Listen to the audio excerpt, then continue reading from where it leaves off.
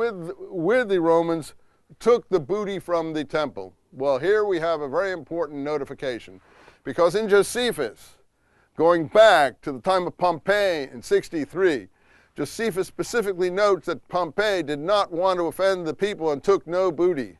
In 37 BC, when Herod, backed by another Roman army, stormed the temple with the help of the Pharisees, Josephus specifically noted that Herod did not permit his soldiers to take any booty because he didn't want to antagonize the population. Rather, he paid the soldiers out of his own pockets. The only time booty was taken from the temple was in 70 AD. 70 AD under Vespasian and Titus. That we know for sure. They also probably got the secrets of the copper scroll. And you know what they did with that booty? They took it to Rome for victory celebrations, fun and games in stadiums, celebrations of birthdays, killing prisoners in all kinds of horrible ways with animals and so on.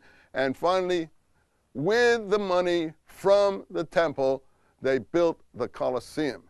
Nothing, it was Vespasian and Titus who built the Colosseum. Nothing could be more ironic than that. From the beautiful Jewish holy site was produced this ogre monster of death that we still all celebrate and go and visit and worship, called the Colosseum. We film movies about the gladiator there, but it was built on blood money, real blood money, not Judas Iscariot's blood money, but blood money from the temple.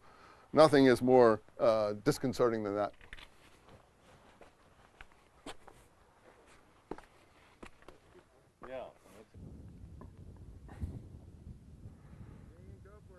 Okay, well, here you see we're entering the graveyard, which is strung out before you here. There's about 1,000 graves here, all laid out in fairly good rows. Thousands is an interesting term for the Bible, but if you look closely at these graves, here's one to my left here. This is oriented, that's north, that's south. Normally speaking, we would not expect a Jewish grave or even a Muslim grave to be oriented in this direction. I have an explanation why these graves are oriented like this, and I'll tell you that in a moment, but you see they're all north and south. Occasionally, you come to an east-west grave, and it's been theorized that those are Bedouin graves that have been put into this graveyard later on. But we mapped this graveyard, University of Hartford, the University of Bar-Ilan, Magen Broshi's group, Hanan Eshel's group, and students from California State University Long Beach under my direction. Philip Reeder from the University of South Florida was directing that group. They mapped this graveyard over the last 3 years, so we now have a digital map of this graveyard and all the graves in it laid out for people. I think it's online.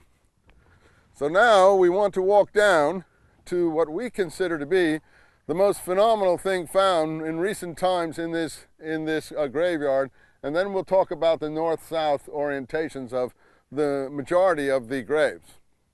These graves too have been pillaged by grave robbers and antiquities hunters, and so anything you say about a grave, or if you say grave is important, a couple of weeks later the materials are gone. There's another problem in dealing with these graves. The rabbinic authorities are very sensitive about Jewish burials. They don't like people disturbing them for obvious reasons, and they consider these mostly to be Jewish burials. And therefore they get very, very excited if they feel people are incurring in the graves in some way, digging in the graves, or doing anything in the graves that is improper. And frankly, I sympathize with them completely.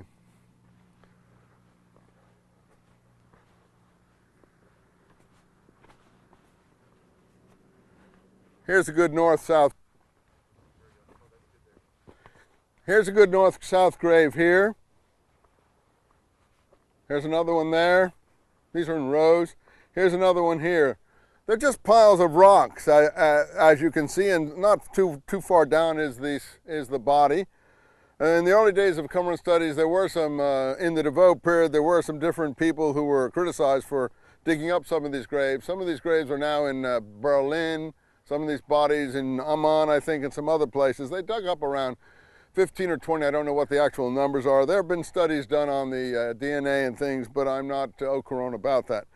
The body is laid in the grave, the head faces towards the rising sun, the head is at this end, and I think the reason for that is so when they stand up, they look to the north. Normally when a Jewish grave of the more modern rabbinic kind stands up, it stands up like that, looking towards the temple. And I think when you have a Muslim grave, it stands up like that, looking towards Mecca. Now there's going to be a curious thing, why are these people, if they're Jews, standing up looking towards the north? I think it relates to the bathing groups that I told you about. I think you'll find that all the bathing groups, this swath of area, from the 1st century BC even, or AD, on into the 3rd and 4th century AD, across the Fertile Crescent of northern Syria, you'll find in other areas around the Dead Sea that these El-Khazite, what the Muslims call Sabans, taken from the word Subba, daily immerser. The Muslims in the Quran consider the Sabans, in Aramaic the Mazbutans, Saba'a being the root relating to bathing. They think of them as people from Sheba in the south because they didn't know their history and they mistook all of these things. And they protected 3 groups, Jews, Christians, and Sabans. But you see, Muhammad wasn't protecting Sabans in an ancient pagan religion from Yemen and southern Arabia. What he was encountering here in Syria and what the Muslim armies encountered here in Palestine and Syria were bathers, Subba, Mazbutans, and even the Muslims misunderstand this. They think of them as stargazers. These people were the Sabans, or the Al-Khazites, and they were ritual bathers of the middle way between Jews and Christians. That's why they are protected peoples. That's why for the Muslims there are 3 protected peoples, Jews, Christians, and Sabans. The 3rd group are the daily bathers who claim to be following John the Baptist. We'll talk more about that again. Okay, here we go. Go for it. See, I wanted to do this when they weren't here. Okay, well, as you see, this is the graveyard, and we have our north-south graves running along where you see them. And then right over here on my left is a huge promontory of a very spectacular kind, which actually overlooks the whole north-south situation of the graveyard. And one wouldn't have expected it at the beginning, but you have a beautiful view of the road south, a beautiful view of the road north, but it's the high point of the graveyard.